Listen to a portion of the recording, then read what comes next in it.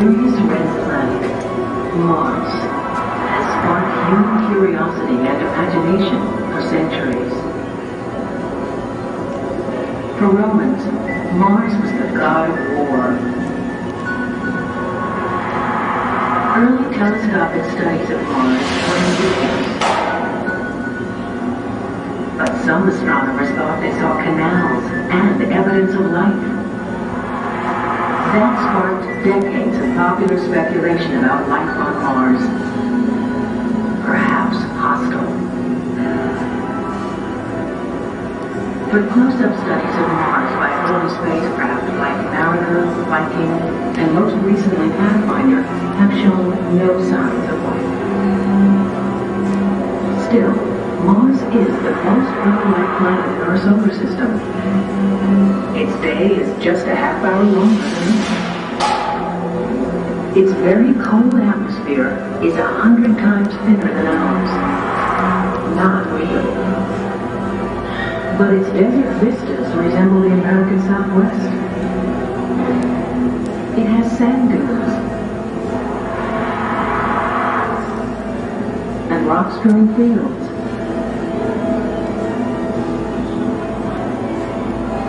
Dry lakes and riverbeds. Icy polar caps.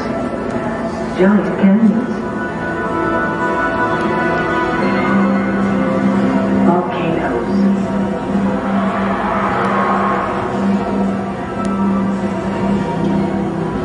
Beyond the moon, Mars is the next target for human exploration.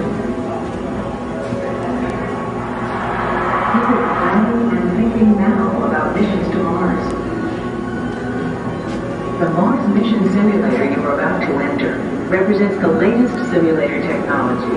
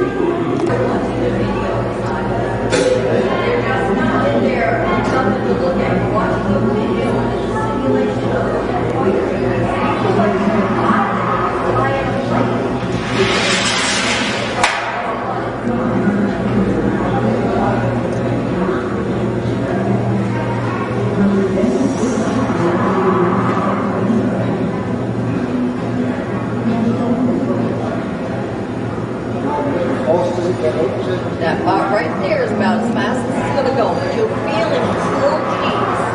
That's the same G's that the astronauts feel when the shuttle is off. But you're only in the 4 G's for like a minute, and then it starts slowing down to stop. The astronauts are under 4 G's for 8.5 minutes, so they get all the way out of Earth's atmosphere.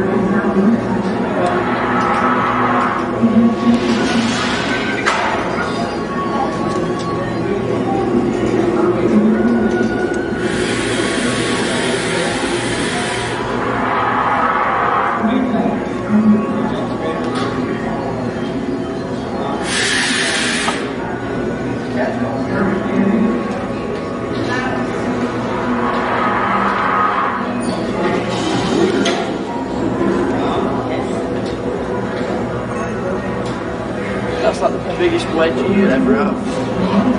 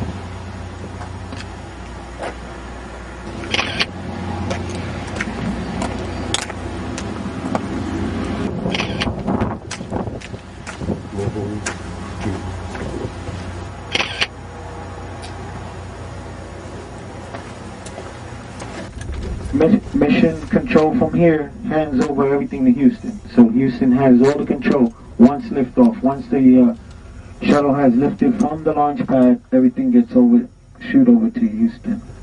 Okay, what we're going to do is we're going to go over a bridge now, body of water called the Banana River.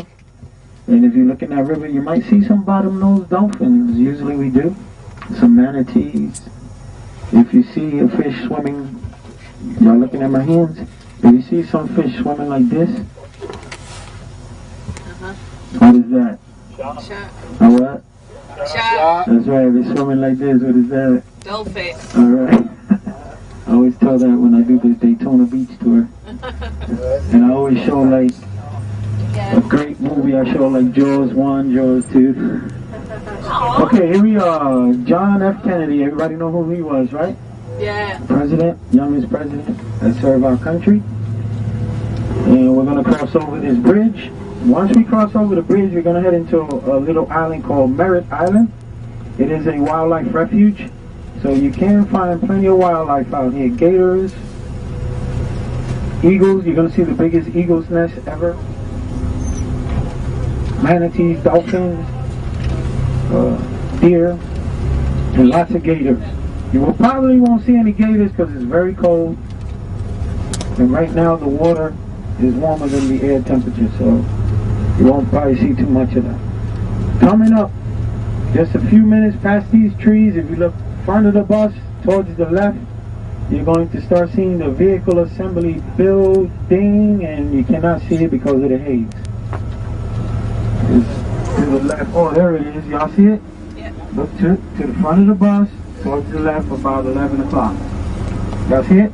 Yeah. That's the vehicle assembly building. Right next to that is the orbiter processing facility. Next to the orbiter processing facility, if you open your map, you could more or less see. Next to that is the landing facility. Also the transport crawler that moves the shuttle from the vehicle assembly building over to the launch pad. The crawlerway. The crawlerway is made from special rocks that they bring in from Georgia. River rock is called river rock. If you put 7 million pounds on AfterTurf, what do you think will happen? What do you think will happen? What? Can anyone guess? If you put 7 million pounds on AfterTurf, on this turf, what do you think happened? Sink. You'll sink. Remember, this state is made of swampland. So if you go down 6 feet, you're in swamp. So what they did was, they bring in these special rocks, river rock is called, and they made a crawlerway, and they dig it down about 6 feet. And then the cleats from the mobile launch pad and from the crawler, they'll crush them, put them back in, crush them, put them back in, and it keeps the shuttle from sinking. And you'll see that today on your bus tour. Now, I want you to take quick notice. Look at the left side of the bus. You see how wavy and choppy the water is? And now look to the right. Which one would you want to be in? Right. Neither. Because if you come back in the opposite direction, how do you think it's going to be? That wants to be the same. You know why? The winds are heading south, which is that way. So you don't see the water table on this side choppy, but if you're coming in the other direction, it turns around. Isn't that weird? Yeah. Isn't it weird? Yes. Interesting, huh? Okay, now, the way it works. whatever shuttle is slated to shoot up into space, they'll move it from the orbiter processing over to the vehicle assembly building. They'll attach the external fuel tank, the 2 rocket boosters, roll it out, put whatever mission, whatever they're going to do up in space. Is usually construction right now. That's all they're doing up there is construction. They'll roll it out to the launch pad. Right now sitting on 39A. They'll get rolled out. Takes them about 8-9 hours depending. That crawler moves about 1 mile per hour. So it takes them a while to move that shuttle from the vehicle assembly building to about 6 miles out. Once it's on the launch pad, countdown usually starts a week prior. The shuttle is usually sitting out there a month prior to flight. The astronauts will come in 2 weeks prior to flight. They'll do a dress rehearsal and do some emergency procedures in case an emergency took while they were going up there or while they were getting into the spacecraft. Then a week prior to flight, they'll come back. They keep training to the minute. All their training is done in Houston, Texas. No training here. They'll come back 48 hours prior to that. They'll send 2 ships out. Directly in front of us, now about 10 miles out, is the Atlantic Ocean. They send 2 ships out. These are called recovery ships. And what these recovery ships do is they'll recover the 2 rocket boosters and also the parachutes that shoot out from that. They'll go out. Countdown. Countdown clock will start. 10 seconds into countdown, the main engines ignite. 0 seconds, the water tower will start dropping water into the pit, what's called the pit. And then the 2 boosters will ignite and is liftoff. You ever seen a liftoff on television? You see all that smoke that's coming up behind it? That's from the pit and the water hitting the flames, so it turns into smoke. 100,000 gallons of water drop into that pit for the fire pit. It's called the fire pit. 2 minutes, shuttle will be about 17,000 miles an hour. Houston takes over. Houston will go full throttle. Commander puts it into full throttle, then brings it back once it reaches max Q, because it starts crushing because of the speed of sound, breaking the atmosphere. So they have to slow down a little bit, and then once they break that Earth's atmosphere, boom, back up to max. They'll be traveling about 18,000 miles an hour, folks. It'll take the shuttle probably 90 minutes to go around the Earth. 90 minutes. Every orbit, they'll do an orbit every 90 minutes at a speed of 18,000 miles. 5 minutes into the flight, that fuel tank, the external fuel tank, will jettison, and that is not recoverable. That will fall into the Earth's atmosphere and disintegrate. The 2 rocket boosters should be out already on the ground, landed into the ocean. They'll bring them back in, the parachutes. They'll send them to New Orleans, our sister state. They'll get refurbished and reusable.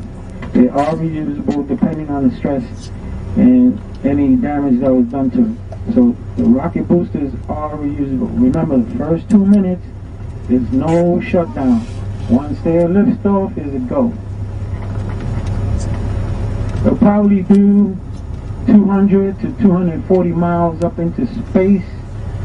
It's going to rendezvous with the space station. It'll take them about 2 days to rendezvous with the space station. Once it rendezvous with the space station, the commander and the pilot will maneuver it. They'll attach to the space station, then they'll start their work, or whatever work task they're on. Usually a mission lasts 12 days. There's been missions that have been up 14, 16 days, max. And the reason of that is because what? Takes 4 days to go. Water. That's correct, water. Once the mission is done, they try to land the shuttle here. 99.9% is done here. But if they can't, remember those other places that are landing. Now, when the shuttle is coming in, we know when the shuttle is landing. All we have to do is listen for the solid booms. There's 3 of them. The 2 tails, the wings, the left wing, the right wing, and then the nose. When it's coming in, it'll be coming in gliding. The first thing you'll hear is 2 booms, poof, poof, poof, and then 3. And then you can hear that sound in anywhere in Central Florida, especially if it's a morning or late night launch. Once it's coming down, depending how the wind, it'll usually come from the north or the south, depending on the wind. It's traveling about 300 miles an hour. The commander and the pilot has one shot for the landing only. One time, that's all they have is one shot. It's not like, you know, when you're on the aircraft, the pilot goes, it doesn't look good, we need to keep circling the airport because of weather, stuff. Nope, they don't have that opportunity. Once it's a go for landing, that's it. They're coming in at 300 miles an hour with no engines, just gliding in, folks. And it's just like a plane landing. So the pilot will practice this for a whole year, just landing that shuttle. Then once it lands, it's done, they'll roll the shuttle back to the orbital processing facility and get it ready for the next launch. Now, here you are to the left, the visitors complex. There's the IMAX, the Rocket Garden to the far, far right. The IMAX Theater, where you'll be able to watch a couple of movies. The Astronaut Memorial Sundown. The igloo, this igloo right here beyond these trees, is where you can get flight information on the upcoming flights. Next to that is the space shuttle, the orbiter, where you can actually walk in there and look at the cruise quarters, the payload bay. There's the external fuel tank, the 2 rocket boosters, and that's what helps the shuttle take off the launch pad. Right next to that is the new Space Shuttle Launch Experience. You all need to try that. It's wonderful. It's going to give you an experience how astronauts feel 2 hours sitting down in the upright position looking up for 2 hours before liftoff. Actually, it's 3 hours before they strap them in and all that. And this is that new ride. Please do not miss it. It's not a ride that you can get sick, but they'll give you an option. You can go through the whole procedure. And when it's time to get onto the ride, they'll ask you, would you like to see it on video or would you like to participate? So it's pretty cool. Your IMAX movies, there's 2 of them playing. One is called Space Station. The Space Station one is narrated by Tom Cruise, and that's what they're actually doing right now up in the space station. All the modules, and he'll talk about what's happening, what's the future for the space station. And then you have a 3D one that's narrated by Tom Hanks. So whichever one you like, pick and choose. What I do suggest, we don't have too much time. I know it's been a timely day. Like I said, it's just too much to do in one day. What I do suggest, folks, is do an IMAX movie, do the next IMAX movie, and then get on your bus tour. Because that bus tour is going to take you at least 3 hours. On the bus tour, the NASA bus tour, you'll be on your own pace. You'll be going to 3 remote areas. The LC-39 observation gantry, the Apollo 5 center, you cannot miss that. You're actually going to go into a room, a waiting room. Then you're going to go into one of the launch rooms that they actually use in Apollo 11 and 14. And you're going to see a countdown and see the rocket take off. Pretty cool. Do not miss the Apollo 5 center. And then over to the International Space Station Center. Those are going to be your 3 stops on your bus.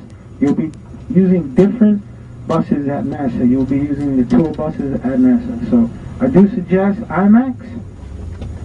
Jump on the bus tour. And then when you get back from the bus tour, try the new launch experience. And then back to this bus. I'll need everyone back on this bus at 4:20, 4:30, the latest, back on this bus. All right, gang? Actually, 4:20 is back on this bus. Then we're going to head over to do some airboats. Right, gang? Yep. Sounds like a plan. If you have any questions about anything, please, by all means, come up, let me know. If you want to leave anything on the bus, no problem. It's not a problem. Just remember you will have not access to that until 4 o'clock. All right, gang? So we all set? Yep. You're the best group ever so far this year. Thank you. Oh, I forgot it's the new year. Alright guys, go get spaced out. Remember those questions I'm going to ask you on the way home. Have a great day. Please back on the bus at 4:15 sharp, 4:20 the latest. We're going to go do airboats. Thank y'all and have a nice day. If you have any questions, let me know when you get off the bus. Can you hold up? No. So this is outside.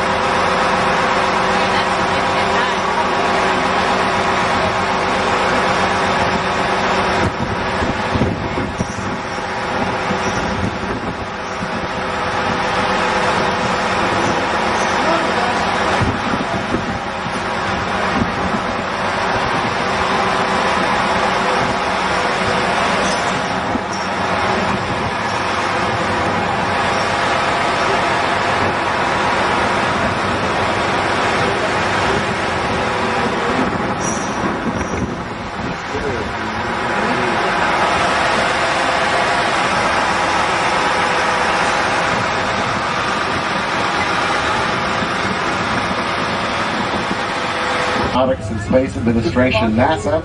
I do want to welcome you aboard this morning. We have a very chilly but clear day out here at the Cape, and we're taking you out this morning initially to the LC-39 launch gantry. This is a 5-story gantry with 2 elevators that will take you to the top observation deck. The top of the deck, a clear 360-degree view of the Kennedy Space Center, the Canaveral Air Station, as well as pads 39A and 39B. Of course, Atlantis, STS Mission 122, is sitting on pad A, and you'll have that photographic opportunity from the top of the gantry to have your picture taken today, or a picture of the shuttle taken with you. And of course, there at the LC-39, there's a small theater that will explain to you exactly what takes place at the pad's second-by-second program. And so I would advise that you take the movie theater in first. It's about an 8-minute show, and then proceed to the top of the gantry itself.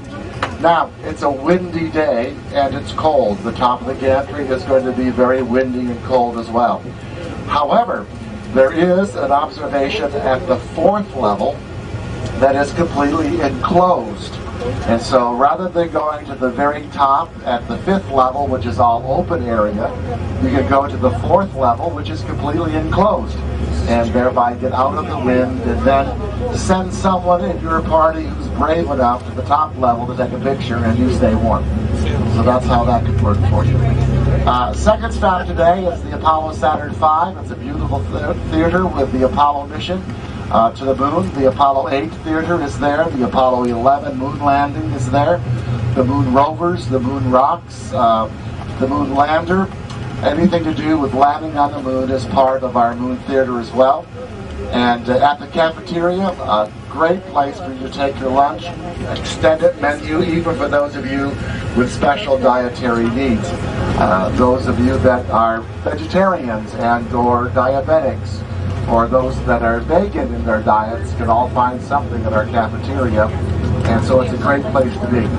Third stop is going to be the International Space Station Complex, where you will see an active working industrial complex where we're working on the very next component parts that will complete the space station. And of course, the Atlantis is taking the Columbus module up to the space station. When the station's completed, it'll weigh well over 1 million pounds, be 361 feet long, and just to give you an optical visual of this, about the size of a large 5-bedroom, 3-bath home. I do need to say, however, it has no showers on board whatsoever. It never is going to have any showers on board. So guess what? The astronauts that stay 6 months at a time, you better be friends with them because there's no shower on board. I thought you would find that humorous. All right. All right. As we go through the gate, please no photographs taken. I want to make sure that the gate would have picked up the atomic energy in your blood and the bus would have been stopped and checked.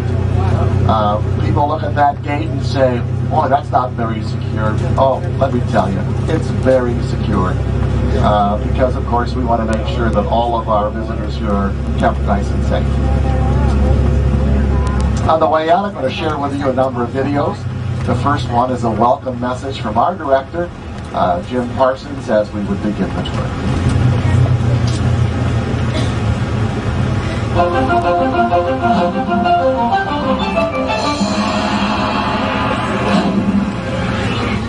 Hi, I'm Bill Parsons, Director of NASA's Kennedy Space Center. It's in our nature as humans to investigate the world around us. We're explorers, always pushing farther, trying to get a better look at what is just beyond the horizon. That's what we're all about at NASA and the Kennedy Space Center. This is the starting point for every American space mission and the last stop on Earth for the building block components of the International Space Station. Kennedy is also home to NASA's Launch Services Program, which launches advanced probes and satellites on missions to tell us more about our planet and beyond. Our heritage of achievement spans nearly 50 years, and we build on this tradition with every successful mission and each new discovery. Today, NASA is on the edge of a bold new challenge, the Constellation program. We will return human explorers to the moon and then venture even farther. Kennedy Space Center will play a critical role in this new chapter in exploration. We're preparing for an exciting future as the assembly, test, and launch site for the next generation of crew and cargo vehicles. At the same time, we must fly the remaining space shuttle mission safely and complete the space station. It's an honor to be a part of this workforce as we focus on the future at America's premier spaceport. Thank you for joining us as communication satellites into space. There are pads 37, 40, and 41. And again, we've arrived at the LC-39. I would suggest you take the theater to the right first before going on the elevators to the top deck. Notice, please, the top deck is enclosed so that there is a place for you to be nice and warm. And that way you'll not get too cold up there. We apologize for the weather. This only happens about 4 times a year, and it happened to happen on your vacation, so we apologize for that. Is my chair staying on board, or are you disembarking here? You're disembarking. Very good.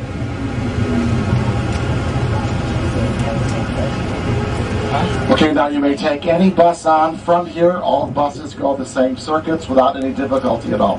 So.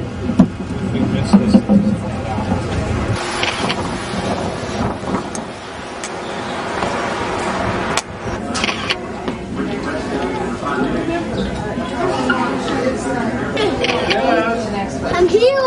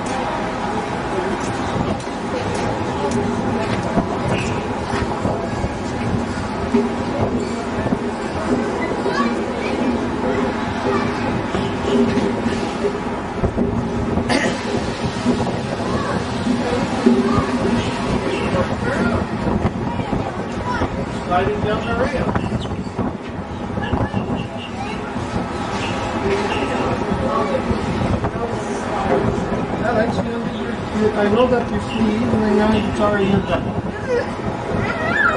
Okay, your hand's not going to fall off.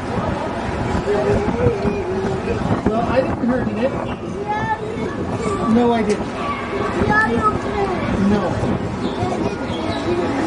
No, if you were to listen, I know we're done. Listen and not force around on it. Didn't happen.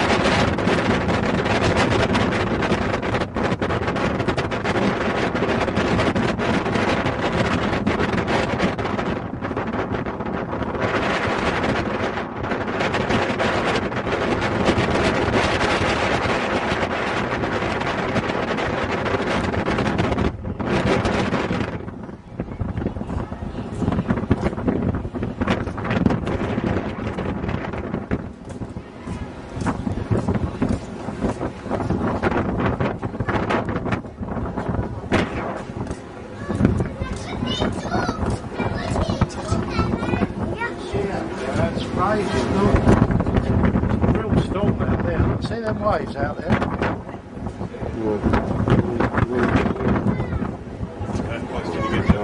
Yeah, I got it. Oh, sorry.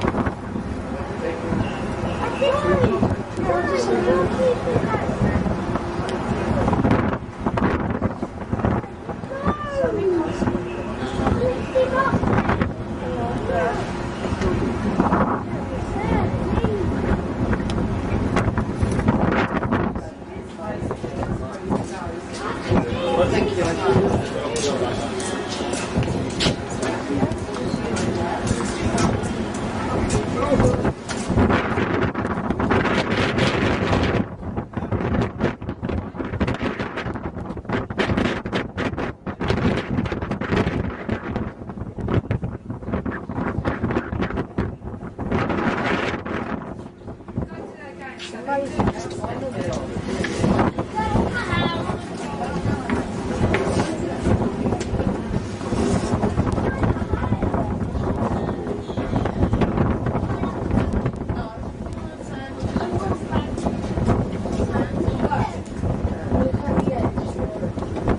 sorry about that.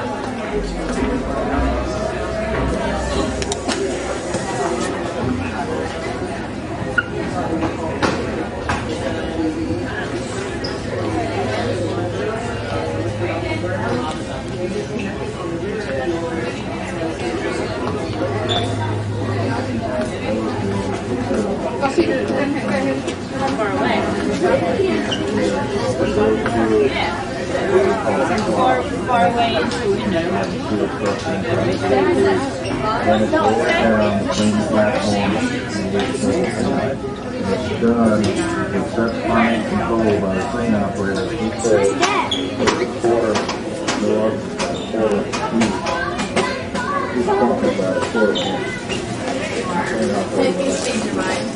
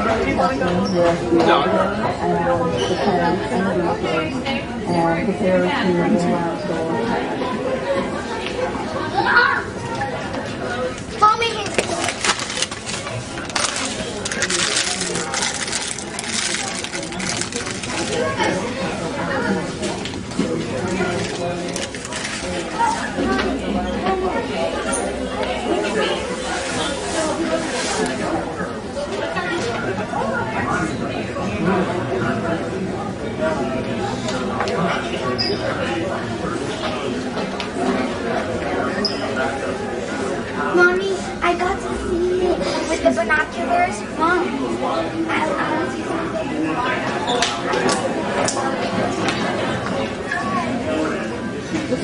No, wait, honey, let it close.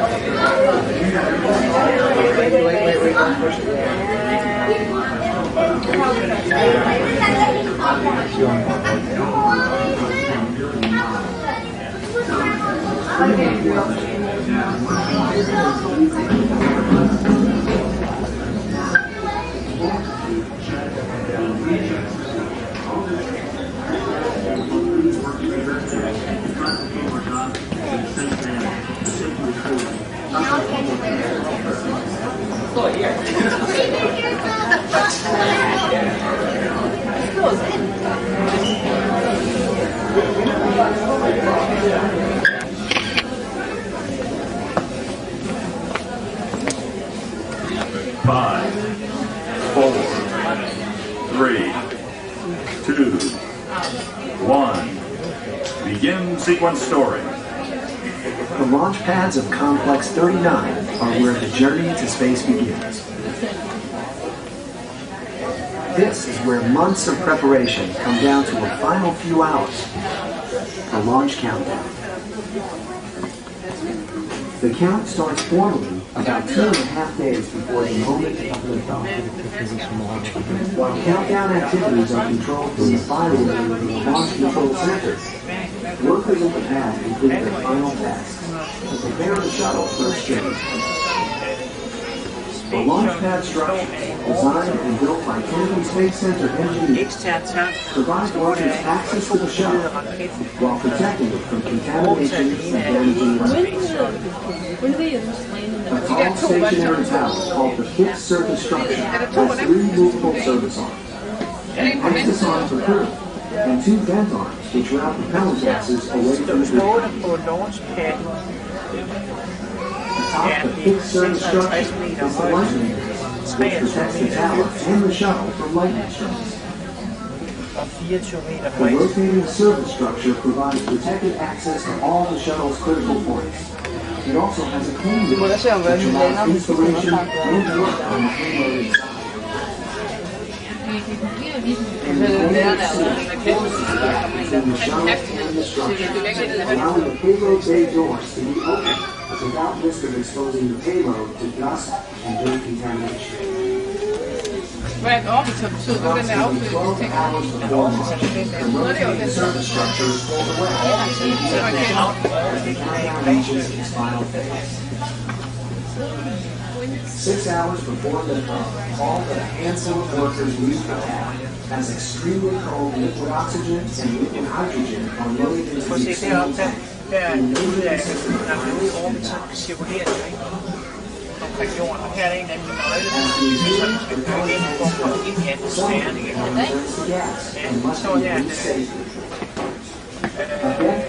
Altså, der skal ikke reinspire til atmosfæren, så man rører hele tiden tape først, præcis, hale først. Potentially explosive hydrogen gas is also routed away from the tower to a flare stack where it can safely burn off. 3 hours before launch, the astronauts enter the orbiter, assisted by the closeout crew. If an emergency arises, the astronauts and closeout crew can escape to safety by way of baskets which descend down slide lines. 9 minutes before liftoff, the countdown is held for the final assessment of launch readiness.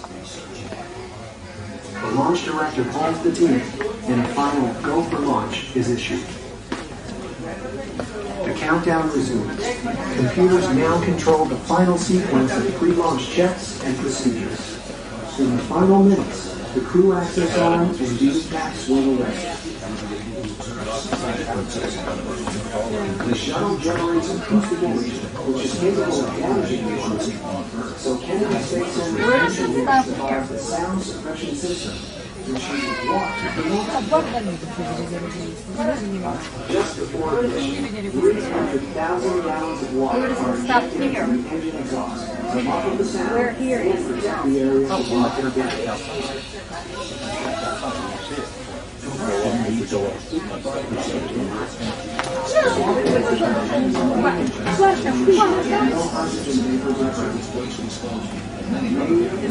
There is only limited understanding of its many fundamentals. With only a 2% gain in burn emissions of power, the U.S. alone can save $8 billion a year. Research in microgravity permits a new range of experimentation by eliminating gravity-driven forces. A microgravity environment also permits larger and longer experiments, which allows more detailed observation. By studying combustion over long periods of time on the space station, researchers will be able to observe subtle differences in combustion that can play a huge role in finding ways to help us increase our energy efficiency on Earth, as well as reduce pollution.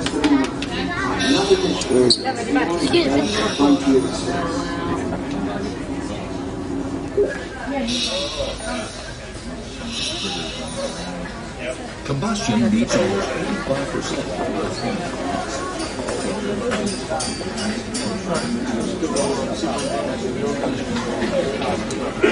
That's probably the same.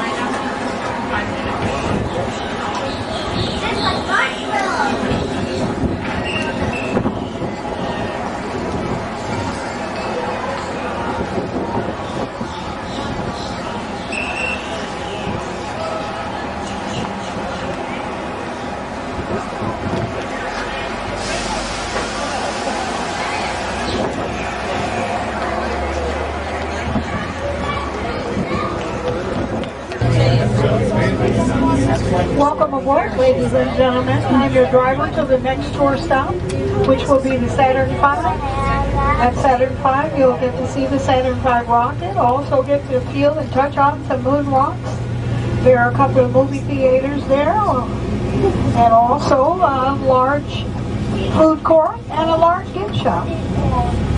You are welcome. Ask that you do remain seated while the coach is in motion.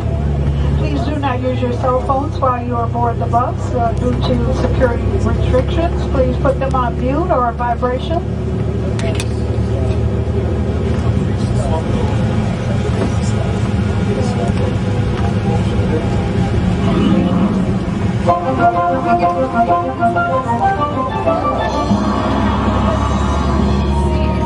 Hi, I'm Dave Frank, and He just went down right there. Tim, there was one there and there's a little one back there.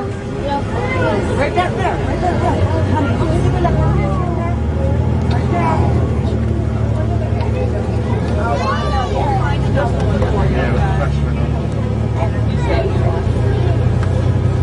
Also here out on the left here, you can see the flight tower. We have a runway over there.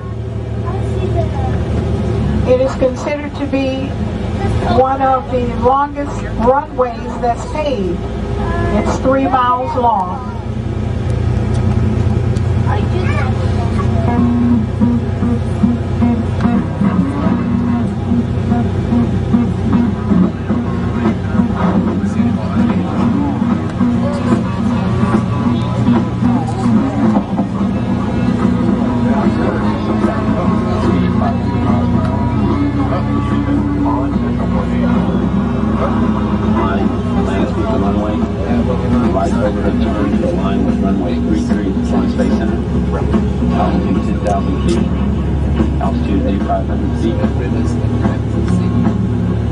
Flying is a very demanding job. You have the physical environment that you're in. You have to, be constantly thinking ahead, what's next, what's in my procedures, what's in my checklist. You're very, very busy when you're flying. The T-38 is a great preparation for us to fly the space shuttle because we're doing a very busy job, high task, running checklists, talking to the other crew members. We also use the T-38s to fly shuttle dives. It's work, it's focusing, it's being very exact in whatever mission that you're doing that day, and it's great training for us.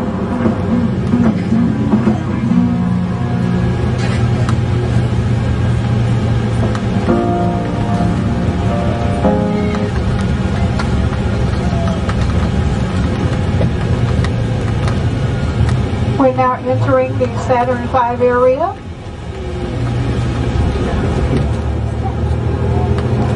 Here you'll be able to see all the things that I mentioned to you a little earlier. You will enter in through one of the theaters. And upon exit, you will come out through the gift shop. Once you come through the gift shop, if you decide that you would like to go on with your tour, you would come out and go to your right. If you decide that you would like to go back to the visitors complex, you would come out and go to your left. Right to continue, left to return back to the visitors complex.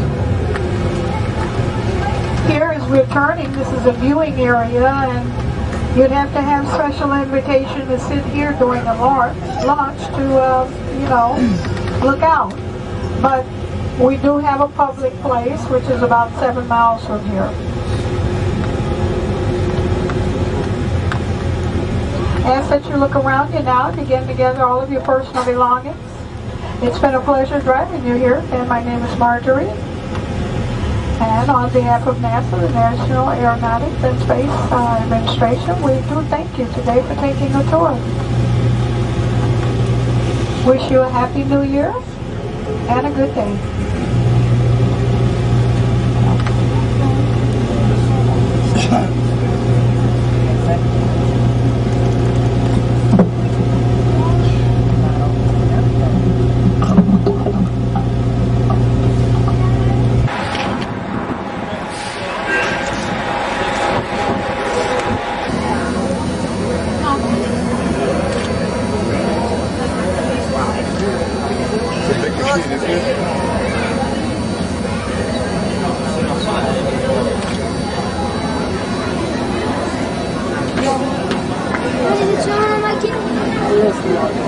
I didn't get the whole thing, but I got 20 miles.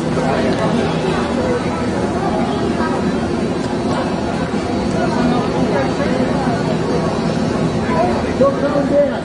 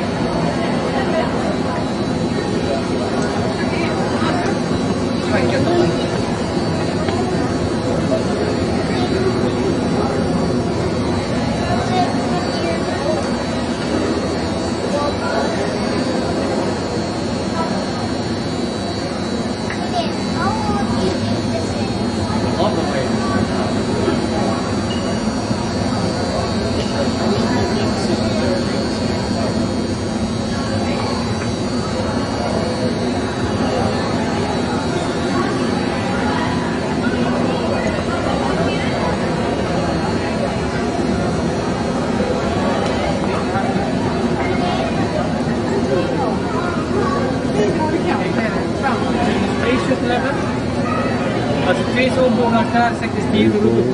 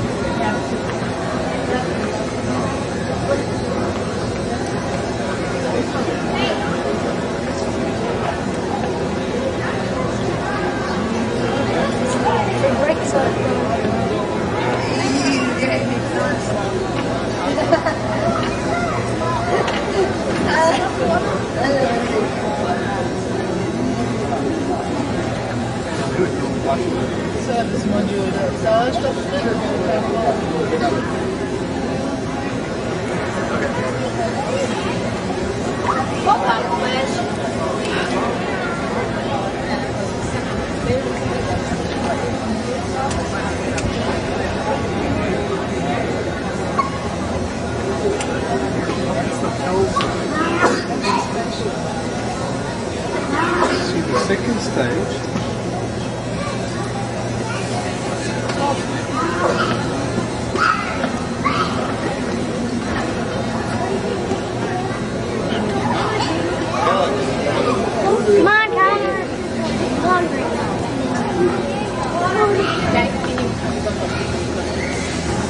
Come on, Connor.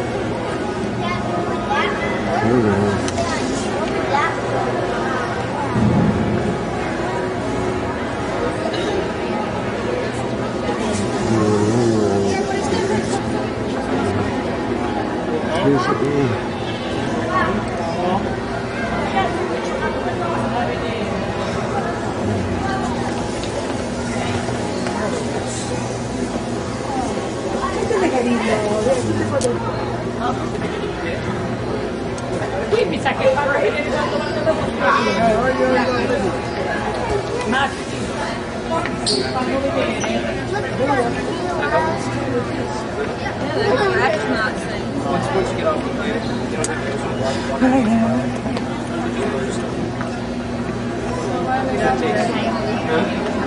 look at the shoes. The golden.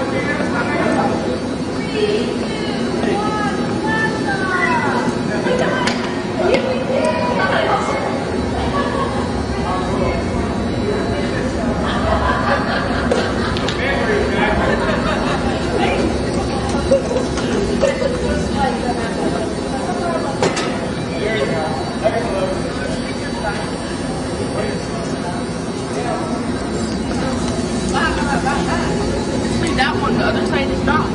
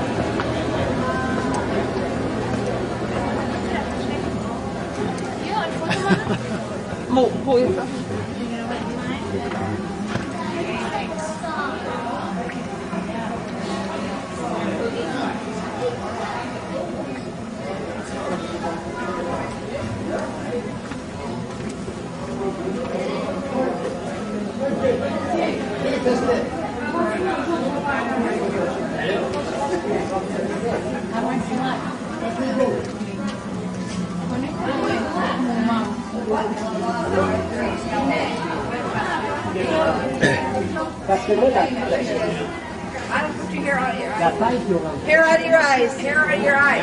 Bon, moi, là, j'ai envie d'aller checker. Il y a des choses qu'on a montré.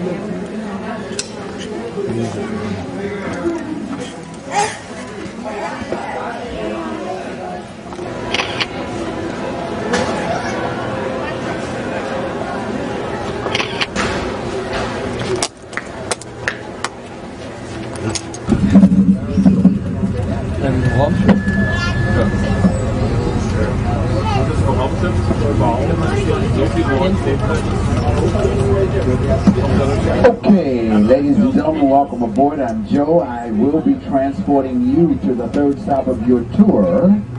Before I describe that to you, ladies and gentlemen, I would ask out of courtesy for everyone on the bus, I would ask that you please keep your voices very low if you must talk to each other. Ladies and gentlemen. And now, ladies and gentlemen, briefly describing the stops, that third stop of your tour is going to be the International Space Station Processing Facility Center. Now there, ladies and gentlemen, you're going to be viewing the modules that actually comprise International Space Station. You will also have access to some of those modules, and understand as you view and as you have access to those modules, they want to have those modules that you will be viewing and have access to up in space and the space station connected before the year 2011. That's how important it is, ladies and gentlemen. So we can begin the process of going into our next program, which is going back to the moon and Mars and beyond. Ladies and gentlemen, you've enjoyed yourselves thus far, is that correct? Now forget about this beautiful weather we're having here in Florida. I won't even ask you that, okay? As I stated earlier, I'm only dressed this way so as not to embarrass you. I normally would have my shorts on, ladies and gentlemen, but you see, you all are so wrapped up here like you're back in Chicago or Michigan or Philadelphia or Vermont or whatever, okay? It's not cold. This is the Sunshine State, okay? Moving right along, ladies and gentlemen. Do you feel much more knowledgeable now than you did before at this point? Okay, once again. Now, what I'd like to do is I want to do a little review up to this point to find out if some of this information has been able to stay with you. I will reiterate again, ladies and gentlemen, if you must talk to each other, please keep your voices low. I understand there may be a language problem. Maybe someone can, okay? And just kind of pass that on. Now, ladies and gentlemen, for review now, okay? And don't take it as if you're being interrogated, please. Now, here's my question. 1. What are the names of the 3 orbiters? You don't have to shout it all at one time now. Just give me the answer. The names of the 3 orbiters. I see. Okay. Let's move on to question number 2, ladies and gentlemen. I'm getting to that. At this point, you couldn't answer it, so don't get upset with me. Okay. I'm going to get to that. Question number 2, ladies and gentlemen. How many actual astronauts walked on the moon? I hear 12. Anybody else? 6. I hear 6. Anybody else? 8. I hear 8. Okay. Let's move on to question number 3, ladies and gentlemen. That's relevant, very, very much so. What year did the last astronaut walk on the moon? 18 what? 72. Might as well go there. 1960 what? 1960 1968, 1969, 1972, 72 again. Okay. Let's go back to one, ladies and gentlemen. By the way, I'm going to be very diplomatic here. Okay, you ready? Please come back and see us again. Question number one, the answer to that is very simple. You saw one when you went to your first stop, the Atlantis, remember? Atlantis, Discovery, and Endeavor. Those are the three orbiters, ladies and gentlemen. See, I answered. Question number two, ladies and gentlemen, answer is, remember you had 6 moon landings? 2 astronauts each to walk on the moon, which makes it what, 45? 12. And that was between the years of, which is question number 3. The answer to, years of 1969 to 1972. And one last question at this point, ladies and gentlemen. You see those buildings that we're approaching here, not the vehicle assembly building, one with the splits in the middle real fast. Can you remember from the information that was given to you earlier, the names of those buildings and the purpose of those buildings? Hangars. Okay. Remember the narrator said orbiter, processing, facility buildings, right? That's where the orbiters are housed when they're not at the launching pad or up in space. Ladies and gentlemen, allow me to introduce you to the last person to walk on the moon. That is me, you see, living and working on the moon during my Apollo 17 mission. Little did I know at the time that more than 30 years later,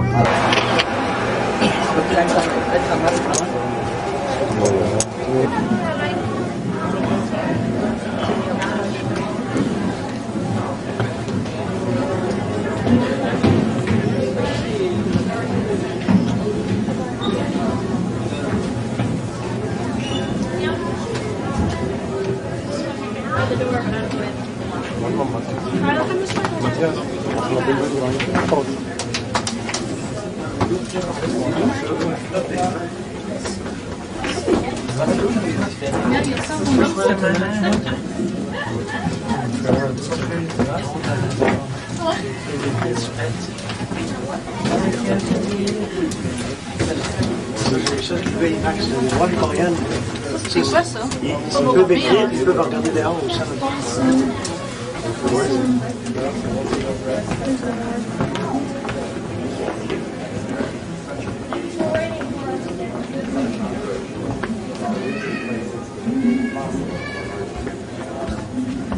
This liberates the astronauts from these tasks, leaving them free to concentrate on research. And a special purpose extra. You left us in the mud.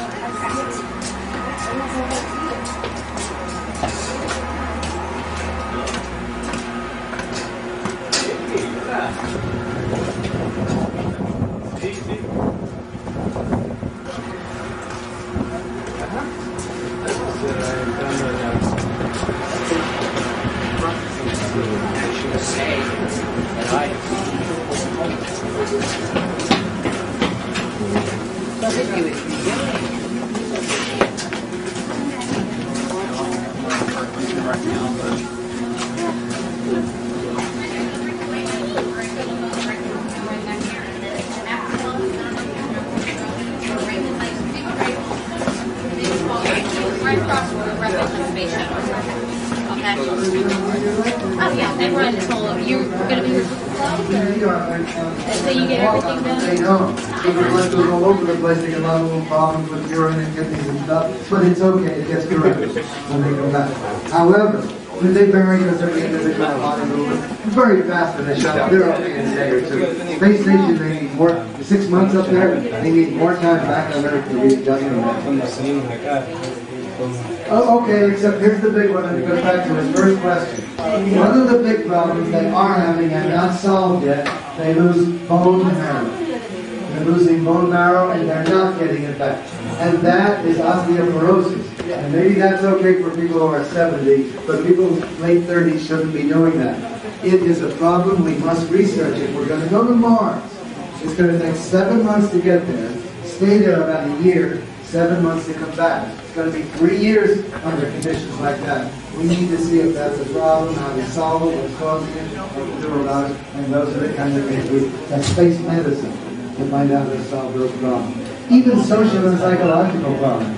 If you're going to be in a room this size for 3 years with 3 other people or 4 of you that like each other, speak each other's language, culture, food, be doctors to each other, know when the other guy needs a little break. Stuck in sunlight in their shoes, and then our space mission.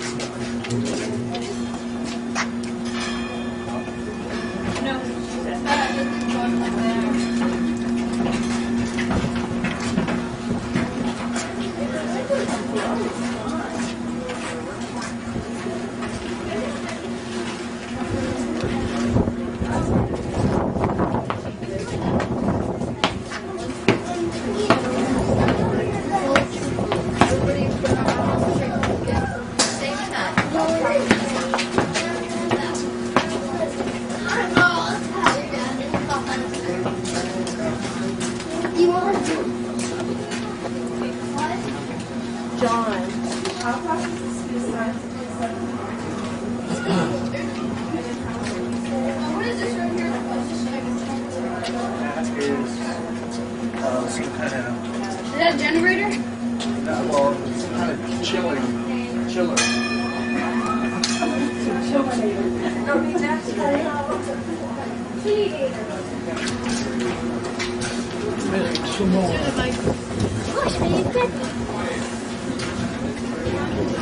Hi, have a good day. We're not waiting for this shuttle station business to be completed. We're on the way now within about 50 miles. Go, Roger, Constellation. So when the shuttle was officially in the Earth's orbit? Yes, it's still in your service. 220 miles up there. So International Space Station is also within the Earth's Yes, orbit? it's really not in outer space. 1 second. It's not. It's called low Earth orbit. Now for kids in school, we call it space station. They're in space, and they are because space has been agreed by international science engineers or something. Anybody can go 100 kilometers.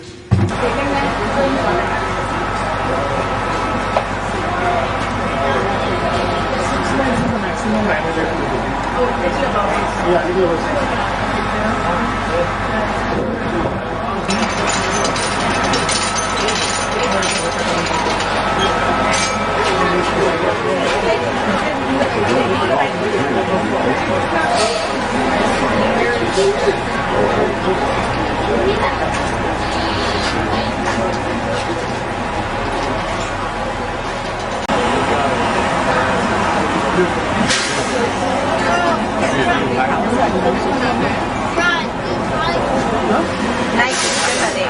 Knife goes around like that. We're gonna exit it like that. Only one more lane. 4 lanes. Yeah.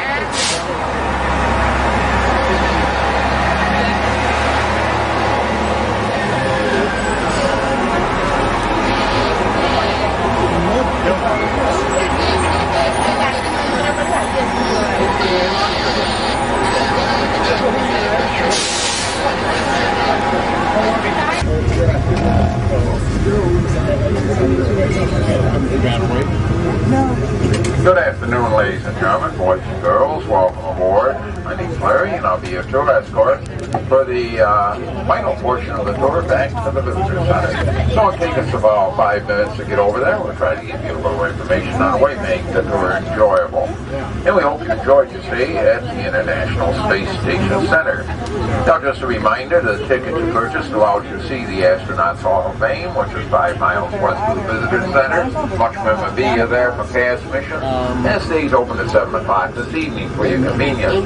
Now, if you're unable to see that site today or miss anything at the Kennedy Space Center, you come back for a second day as long as you use that ticket within 7 days of its purchase date. Be sure to get it validated before you leave. Looking across the street there, they are getting that building ready for assembly of the new launch vehicle.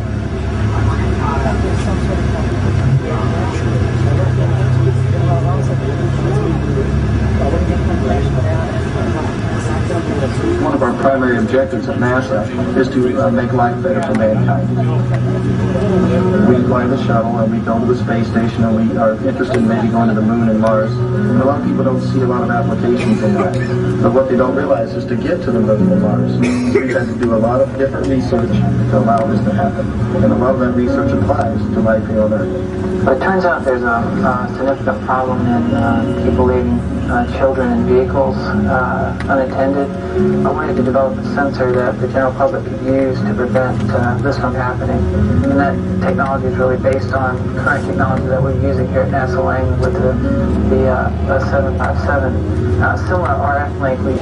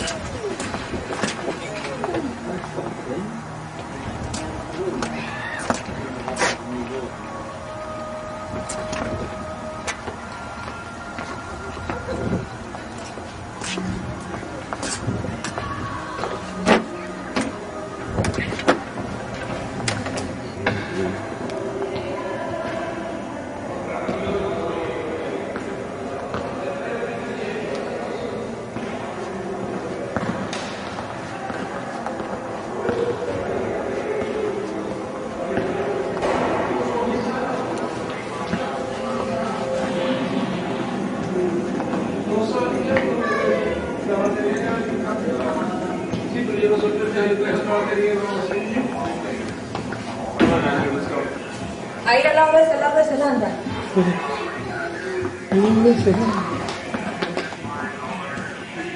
Dale, te vete aquí.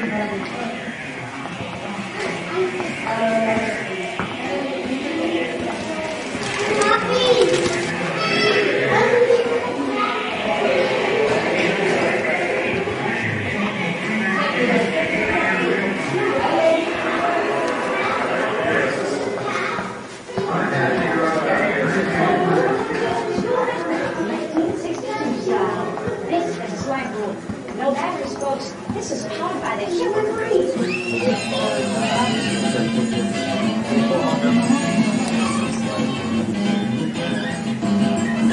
Can you believe this baby put people into space? In 1998, when John Glenn returned to space on the shuttle Discovery, onboard computers provided the orbiter with the necessary flight information.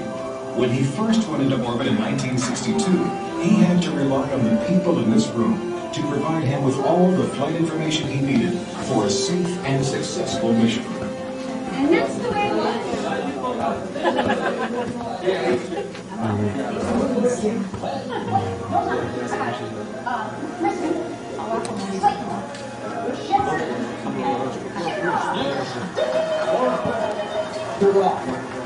Who's about to become join us now as we take you to a live report for Mission Control. Mission Control!